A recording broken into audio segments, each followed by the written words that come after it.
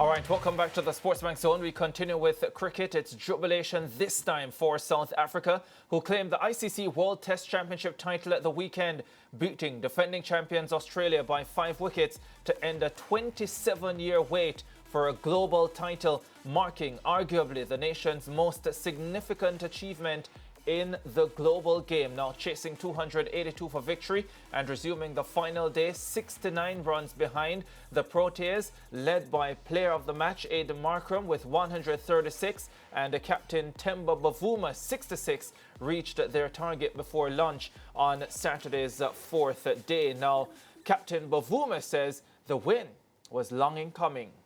It's been a special couple of days. At some point it felt like we were back in South Africa with all the support in the stands.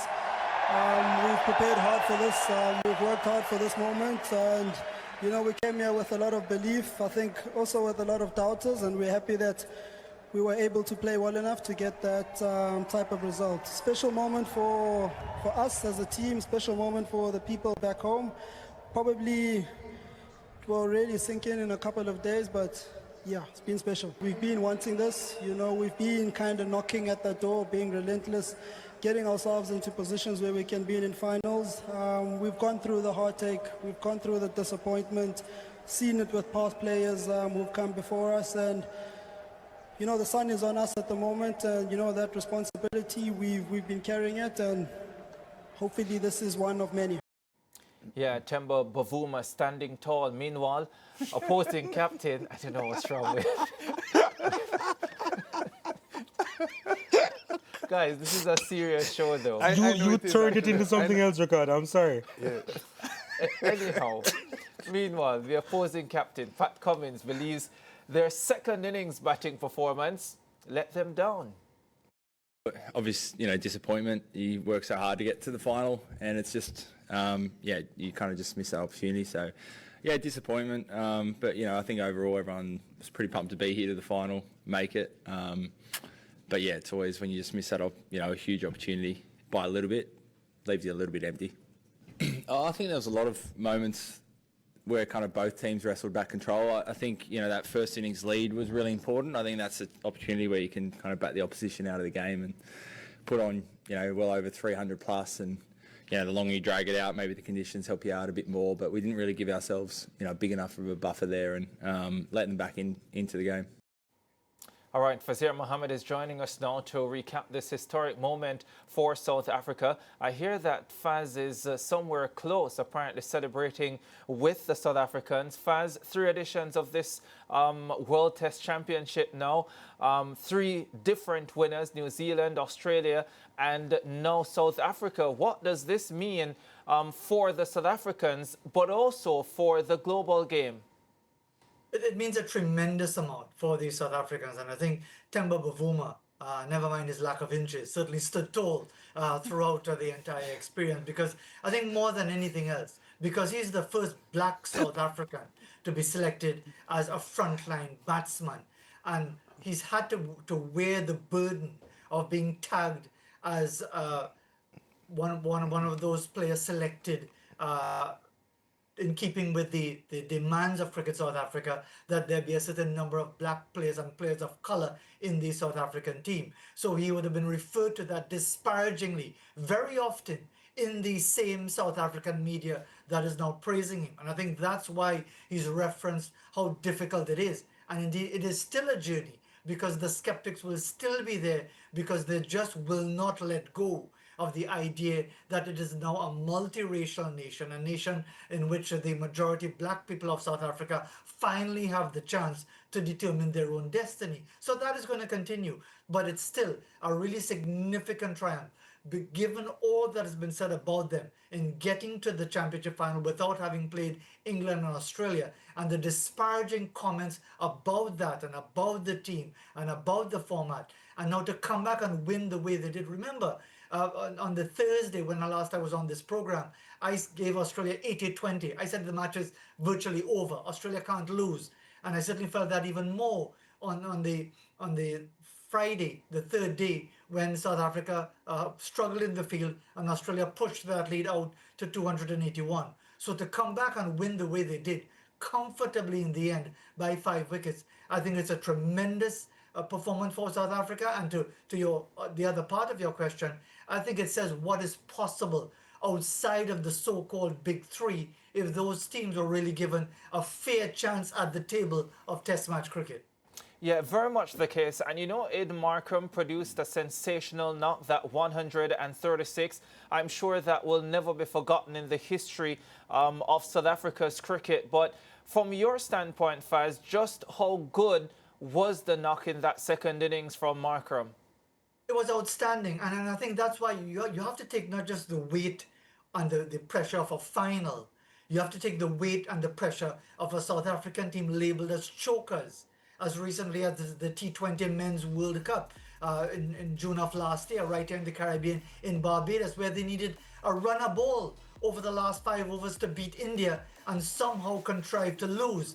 And then you would have heard all the references of 1999 and Lance Klusener and the run out against Australia in the tied match in the semi-finals, and all the many opportunities along the way where South Africa had the chance to claim a major men's title for the first time at senior level and just couldn't do so. So to go about it in the way he did, to be so assured and so confident and so much in control of things, and in the end it was almost anticlimactic, the manner in which he got out, because no one seemed to recognize that he was out. There was no celebration among the Australians because they knew defeat was on the cards for them, and even those in the broadcast booths, whether radio or television, almost didn't recognize it because everyone expected that he would be there at the end to take his team to victory, because it really will be the sort of innings that will stand tall in the history of South African cricket. Yeah, without a doubt. And when you think about, you know, everything that has happened in South Africa's cricket, and you referenced some of it, their inability to get over the line in the past, and you look at this performance and you also think of it, Faz, as a complete performance, because we cannot forget the quality shown by their bowling unit to keep them in the contest, with Rabada front and center of that, and Ngidi, who was out of the team and didn't bowl well in the first innings, and producing a spell that pretty much brought South Africa back into the encounter. And remember, we spoke about that on the eve of the Test match, saying that this could very well hinge on how well the South African bowlers perform against the Australian top order batting. And in the end, they did extremely well. They were frustrated on that third morning by the low order, Mitchell Starc finishing unbeaten with a half century. But they had already done the bulk of the work in having Australia 70 for 7 in their second innings. They were also in trouble in the first innings, and then came Steve Smith with that half century. Then came Bo Webster, who had the top score in the match for Australia. So yes, the South African bowlers stood tall, and Kagiso Rabada, again, almost the descendant to Makaya Ntini, who again faced lots of abuse, lots of alienation from within his own team. And I'm not just saying these things to open up old wounds. I'm saying these things so people can be reminded of what players of color have had to endure, even when they were part, or so-called part, of a South African team, and were almost made to feel unwanted in their own team. And now to have a situation where you have someone who, as I said, was labeled as a transformation player. That's the word I was looking for in the previous question that you asked, that he was basically seen as someone who didn't deserve his place. And now to have Rabada at the very front line, leading the way with the new ball, getting early wickets, 2 wickets very quickly in quick succession in both the first and the second innings, and Ngidi with support. And then you had Marco Jansen, Keshav Maharaj, and all the others playing their part. I think it takes South Africa further forward as far as real transformation, as really accepting players of color, especially black players, who are considered worthy of their place in a South African team on merit and not because of some transformation target. And it is some merit when we talk about Kagiso Rabada and what he has done. 9 wickets, of course, in this Test match at Lord's. In the actual cycle, he has picked up, 56 wickets at an average of 18.93, and he's been touted as one of the best bowlers, if not the best fast bowler in world cricket. Is that would you anoint him as such after this performance, Absolutely. especially? There's no question about that, Donald. And again, there's always that reluctance to give Rabada credit because he's not necessarily the easiest going individual. He always seems to be very tense when speaking at media conferences. Maybe he's not the most open. He doesn't often have too much to say. And people seem to almost pigeonhole players and categorize them in certain ways. And there seems to be a reluctance to recognize what Rabada has done. Just in the Caribbean last year, he reached 299 test wickets, and then in the end, it took the next series for him to reach 300. One of the fastest in the world to get to 300 test match wickets. But once more, he will always be put in the background because there's the big three: Australia, England, India. England and India are starting a test match series next week. At the same time, when the focus should be, or at least I think there should be some attention to the 50th anniversary of the West Indies winning the Football World Cup on Saturday. Sorry, the Cricket World Cup on Saturday. But again, it's all about the big three. It's all about what they do, what they achieve, their runs, their wickets, and so on. But again, the mere fact that South Africa have come to London, have taken on Australia, the heavy favourites, who were expected to comfortably defend a target of 282. That is just such a profound statement to everyone out there who are quick to cast these so-called lesser nations, including the West Indies, into a second division. I know it's funny that there's been some conversation or argument that maybe this one-off test shouldn't be a one-off test, but based on South Africa's consistency in the last couple of years to reach this final, we should pour cold water on that suggestion that, to decide the winner of the World Test Championship, it should be more than just one test. Well, that is just people who can't stomach the fact that South Africa are in the final, that South Africa won the final, and are saying, a real test of their quality would be a three-test series. How come they didn't say that when Australia beat India 2 years ago? How come they didn't say that when New Zealand, one of the lesser lights of international cricket generally, even though they've been consistent in ICC tournaments, beat India in a rain-ruined match in 2021 at Southampton? How come they didn't say that? Why is it now being said? Why do we even pretend that we don't know why it's being said? It's because South Africa, a team of players of color with a black captain, who many people still disregard in South Africa, who would be happy if they lose, who would like to see Temba Bavuma sacked and gotten rid of because he's getting in the way of one of their white blue-eyed boys. And this is fundamental to it. So let's not pretend that this discussion about a real test will be a three-test series, best of three and so on, where that is coming from. Yeah, I like the tone that you're presenting, Faz, because towards the end of the match, the camera kept panning on Bavuma, and he just sat there looking pensive. And I wondered to my mind, what were the things going through his mind? And I thought, like you have presented in the last few minutes, Faz, that there are a lot of things unpleasant that may have been going through his mind while he was poised to get this momentous victory. And in post-match press conferences and so on, he spoke of hoping that the victory and the result will unite what still remains a divided nation. So it just accentuates to me that those were some of the things on his mind when the cameras kept pointing at him, and he just sat there looking pensive when most South Africans around him were joyous and getting ready to celebrate.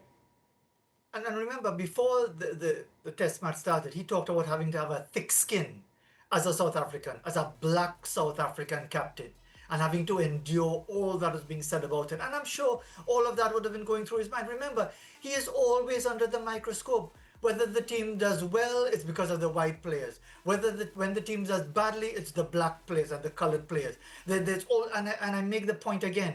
South Africa may have emerged from apartheid 30-something years ago. They had their first fully democratic elections in 1994 when Nelson Mandela won.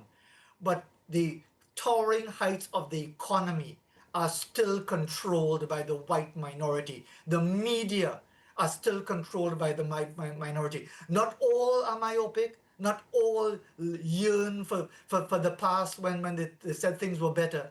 but many of them still resent the idea that players of color, that sportsmen and women of color are now in positions of prominence and successful. Let me give you an example. Sia Kolisi, who's the captain of the South African team that has won 2 consecutive Rugby World Cups. He's married to a white woman.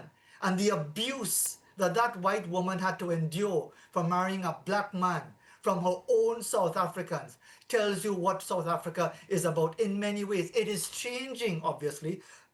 Excuse me. It is changing, but it is changing slowly. So people like Temba Bavuma have to be so diplomatic with everything they say about South Africa, about cricket, about their country, about transformation targets, because everything they say is analyzed to the nth degree, and people are always looking to find fault with him and others in a similar situation. Yeah, one more quick one before we go, fans, and this now from the standpoint of the Australians. Steve Smith, their former captain, got injured in this test match. He is a doubt for the series against the West Indies. And what shape do the Australians leave this World Test Championship in? And how do they move forward? Well, they'll leave the final with their reputation bruised. And also, they'll be coming to the Caribbean unsure of what they can expect as far as the pitches, because it's Barbados, Grenada, then Jamaica. Are we going to see pitches with a bit of grass, with a bit of something in it for the faster bowlers, that the likes of Mitchell Starc, Hazelwood, Cummins are going to have a field day at the expense of the West Indies, because the West Indies will be looking to their fast bowling resources as well? Or will it be, as we saw in the early 2000s, when there was a definite intention to nullify the threat of McGrath, Gillespie and company by presenting some of the flattest, deadest tracks we've ever had to endure in the Caribbean? So that is one side of it. The other side of it is that Australia are looking towards an Ashes series. And this is one of the other elements, that for Australia and England, the primary focus is always the Ashes. And that is coming up at the end of the year in Australia. So they'll be looking to this series, as much as they won't want to say it to our faces, as a prep in some way, and a sort of feeling out process, because their top order is quite unsettled. Usman Khawaja has been struggling badly against genuine pace bowling within the last year, although his numbers are still quite decent. Sam Constas is waiting on the wings to come back into the team, because we've seen again the failure of Khawaja's partner in the top order. The experiment didn't work in the test final. You've got Cameron Green at a number 3. So there are many different elements there in the Australian lineup, as far as focusing first on the West Indies and the conditions they'll face, and secondly, but probably more importantly, getting ready for the Ashes series. Yeah, very much, fans. Thank you so much, as usual, for joining us on the SportsMax Zone. I'm actually quite excited to see the West Indies test bowling attack, led, in my opinion, by Jayden Seales against that Australian batting lineup in the Caribbean. I think it really could be a mouth-watering prospect. We'll talk again soon, Faz. Take care and have fun. Take care. All right, let's go to a break on the SportsMax Zone.